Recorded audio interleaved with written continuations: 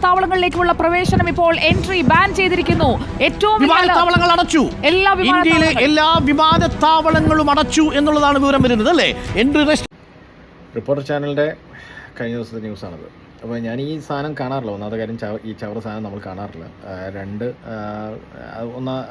രണ്ടാമത്തെ കാര്യം എന്ന് വെച്ച് കഴിഞ്ഞാൽ അതിനകത്ത് വരുന്ന പല ന്യൂസുകളും ഫേക്കായിട്ടുള്ള ന്യൂസുകൾ വരുന്നത് കൊണ്ട് പല ആവർത്തികൾ, ഇപ്പം ഒന്നല്ല രണ്ടല്ല പല ആവർത്തികൾ അതിനകത്തുനിന്ന് ഈ എക്സാജുറേറ്റ് ചെയ്തതും പല സ്റ്റേറ്റ്മെൻറ്റുകളും ഈ മീറ്റ് എഡിറ്റർ എന്നൊക്കെ പറഞ്ഞിട്ടുള്ള പരിപാടികൾക്ക് പല സ്റ്റേറ്റ്മെൻറ്റുകളിലും ഒരു ജേർണലിസത്തിനും അല്ലെങ്കിൽ ജേർണലിസ്റ്റിനും ചേരാത്തതായിട്ടുള്ള സ്റ്റേറ്റ്മെൻറ്റുകൾ അതിനകത്ത് നിന്ന് വരുന്നത് കൊണ്ടും അതുകൊണ്ട് ഞാനത് സാധനം കാണാറില്ല. പക്ഷേ ഇത് വാട്സപ്പ് ഗ്രൂപ്പിൽ ഒരുപാട് ഇങ്ങനെ വന്നതുകൊണ്ടും നമ്മുടെ വീട്ടിൽ ആൾക്കാർ നമ്മളെ വിളിച്ചിട്ട് അയ്യോ എയർപോർട്ടെല്ലാം ക്ലോസ് ചെയ്ത് ഇനിയിപ്പോൾ എങ്ങനെ ട്രാവൽ ചെയ്യുന്നതെന്നൊക്കെയുള്ള കാര്യങ്ങൾ ചോദിച്ച് പാനിക്കാവുന്നത് കൊണ്ടും അവരെ കൺവിൻസ് ചെയ്യാനായിട്ട് നമുക്ക് പെട്ട പാടുപെടുന്നത് കൊണ്ടുമാണ് ഞാൻ ഈ വീഡിയോ ചെയ്യുന്നത്. ഒന്ന്, പ്രത്യേകിച്ച് അരുൺകുമാറിനോട് അല്ലെങ്കിൽ അതിൻ്റെ chief editor what position you hold, like I just wanted to let you know that please നിങ്ങൾ ഈ ഒത്തൻറ്റിസിറ്റി അല്ലെങ്കിൽ ഫാക്ട് ചെക്സ് ചെയ്തതിന് ശേഷം മാത്രം നിങ്ങൾ ന്യൂസ് പുറത്തേക്ക് വിടുക.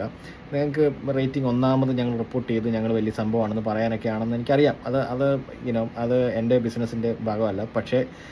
പക്ഷേ ആൾക്കാർ ഇത് നിങ്ങൾ ചെയ്യുന്നത് ഈ മലക്കറി കച്ചവടമോ അല്ലെങ്കിൽ തെരുവ് കച്ചവടമോ പരിപാടികളോ ഒന്നുമല്ല നിങ്ങൾ ചെയ്യുന്നത്, അല്ലെങ്കിൽ നമ്മുടെ മാർക്കറ്റിൽ ചെയ്യുന്ന പരിപാടികളല്ല. ഇത് നിങ്ങൾ ചെയ്യുന്നത് ന്യൂസ് ചാനലാണ്, ജേർണലിസമാണ്.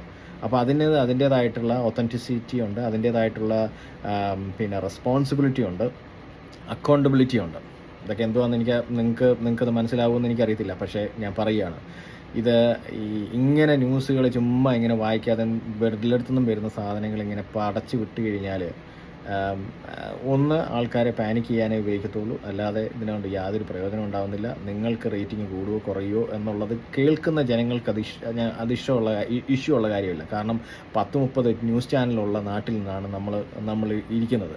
അപ്പോൾ അതുകൊണ്ട് നിങ്ങളുടെ റേറ്റിംഗ് കുറയുകയോ കൂടുകയോ എന്നുള്ളത് സാധാരണക്കാരനായ ജനങ്ങൾക്കൊരു വിഷയമുള്ള കാര്യമല്ല. അവർ അടുത്ത ഒരു ക്ലിക്കിൽ അടുത്ത ചാനലിലേക്ക് അങ്ങ് പോകും. അപ്പോൾ അവർ വേറെ ചാനൽ വേറെ സാധനങ്ങൾ കേൾക്കും, സ്വാഭാവികമാണത്. പക്ഷേ നിങ്ങൾക്കൊരു ഒതൻറ്റിസിറ്റി ഉണ്ടാവണം, നിങ്ങൾക്കൊരു റെസ്പോൺസിബിലിറ്റി ഉണ്ടാവണം. ആസ് എ റെസ്പോൺസിബിൾ ജേർണലിസ്റ്റ് എന്നുള്ള നിലയിൽ നിങ്ങൾക്ക് അതിനകത്തൊരു ഒരു ഫാക്ട് ചെക്ക് എന്ന് പറയുന്നൊരു സംഭവമുണ്ട്. കണ്ട കടച്ചാണി എല്ലാം ഈ പറഞ്ഞ പോലെ അമ്പല കമ്മിറ്റിയിലോ അല്ലെങ്കിൽ പള്ളി കമ്മിറ്റിയിലോ അല്ലെങ്കിൽ ഉത്സവപ്പറമ്പിലോ നിന്ന് കമൻട്രി അടിക്കുന്ന പോലെ ചുമ്മാതെ നിന്നങ്ങ് കമൻട്രി അടിക്കുകയാണ്. അതും എന്തോ ആവേശത്തോടെയാണ് വിളിക്കുന്നത്. യുദ്ധത്തിൽ മറ്റേ അത് സംഭവിച്ചു, ഇത് ചെയ്യുന്നു എന്നൊക്കെ പറഞ്ഞ് എന്താണ് ഇവിടെ ഒരു യുദ്ധമാണ് നടക്കുന്നത്. വളരെ കെയർഫുള്ളായിട്ട് ഹാൻഡിൽ ചെയ്യേണ്ട പല സാഹചര്യമാണ്. ഈ വാർ ഹെഡിൻ്റെ മുമ്പിൽ പോയി അല്ലെങ്കിൽ വാർ സൈറ്റിൽ പോയി നിന്ന് റിപ്പോർട്ട് ചെയ്യുന്ന വെസ്റ്റേൺ മീഡിയാസ് ഉണ്ട്.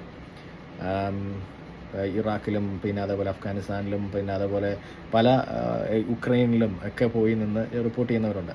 അതാണ് ശരിക്കും പറഞ്ഞു കഴിഞ്ഞാൽ ജേർണലിസം എന്ന് പറയുന്നത്, വാർ ജേർണലിസം എന്ന് പറയുന്നത്. അതല്ലാതെ നിങ്ങൾ AC റൂമിനകത്ത് ഇരുന്നിട്ട് ഈ കിട്ടുന്ന അവിടുന്ന് ഇവിടുന്നും പാവപ്പെട്ടവൻ പോയി അവിടുന്ന് ഇവിടുന്നും പോയി ചെയ്ത് എടുത്തുകൊണ്ട് വരുന്ന സാധനം കൊണ്ടുവന്ന് വളരെ ആവേശത്തോടെ അടിക്കുന്ന സാധനമല്ല ജേർണലിസം എന്ന് പറയുന്ന സാധനം. അത് നിങ്ങൾക്കറിയാം എന്ന് ഞാൻ വിശ്വസിക്കുന്നു.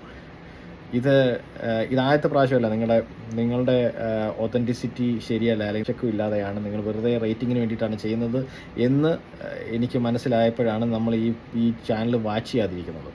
ഒന്ന്, നിങ്ങൾ മീറ്റ് എഡിറ്റർ എന്ന് പറഞ്ഞിട്ട് ചാനലിനകത്ത് അല്ലെങ്കിൽ നിങ്ങളുടെ പ്രോഗ്രാമിനകത്ത് നിങ്ങൾ എംപുരാൻ്റെ റിലീസിങ് ടൈമിൽ വന്ന ഇഷ്യൂസിനെ സംബന്ധിച്ച് ഒരു സംസാരം ഉണ്ടായി. അതിനകത്ത് സുജയ പാർവതി പറയുന്ന ഒരു statement want to talk about that.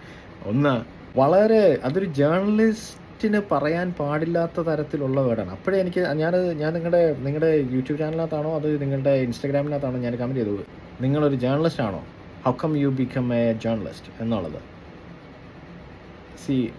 അതുപോലെ തന്നെ ഒരു പോലീസുകാരന് അവർ ഡ്യൂട്ടി ചെയ്തതിന് നിങ്ങളുടെ ചാനലൊരു ഫേക്ക് ന്യൂസ് ഉണ്ടാക്കി ക്രിയേറ്റ് ചെയ്തു, ഇത് പബ്ലിഷ് ചെയ്തു. അതിൻ്റെ കേസ് എന്തോ എന്ന് എനിക്കറിയത്തില്ല. ഞാൻ നോക്കുന്നത് ഇങ്ങനെ ഒന്നിന് പുറകെ ഒന്നായിട്ട് ഓരോ കാര്യങ്ങൾ ഇങ്ങനെ പടച്ചു വിടുമ്പോൾ നിങ്ങൾക്കെതിരെ കേസ് കൊടുക്കാൻ ആരും ഇല്ല എന്നുള്ളത് എനിക്ക് മനസ്സിലാകാത്തത്. ആരും ഇതിനകത്തൊന്നും പ്രതികരിക്കുന്നില്ലേ? മോശമാണ്, വളരെ വളരെ മോശമായിട്ടുള്ള കാര്യമാണ്. ഇതിപ്പോൾ ഞാൻ പറയാൻ കാരണം വെച്ച് കഴിഞ്ഞാൽ എൻ്റെ വീട്ടുകാർ ട്രാവൽ ചെയ്യാൻ വേണ്ടിയിട്ട് ടിക്കറ്റൊക്കെ എടുത്തിട്ടിരിക്കുകയായിരുന്നു. അതിൻ്റെ ഇടയ്ക്കാണ് നിങ്ങളുടെ ഈ ന്യൂസ് അടിച്ചിറക്കുന്നത്. ഇതേപോലെ എയർപോർട്ടെല്ലാം പൂട്ടി എന്നൊക്കെ പറഞ്ഞുകൊണ്ട് വാട്സപ്പ് മൊത്തം ഈ സാധനത്തിൻ്റെ സ്ക്രീൻഷോട്ട് വരുന്നുണ്ട്. അതിന് നിങ്ങളതിന് അപ്പോളജി ചെയ്തോ ഇല്ലയോ എന്നുള്ള കാര്യം എനിക്കറിയത്തില്ല. അതിൻ്റെ സ്ക്രീൻഷോട്ടുകളൊന്നും ആരും വരുന്നില്ല, അല്ലെങ്കിൽ അതിൻ്റെ ന്യൂസ് സംഭവമൊന്നും വരുന്നില്ല. പക്ഷേ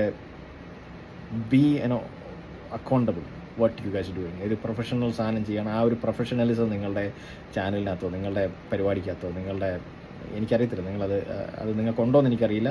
പക്ഷേ അത് ചെയ്യുക ദയവ് ചെയ്ത്, അല്ലെങ്കിൽ ഈ പരിപാടി നിർത്തിയിട്ട് പോവുക.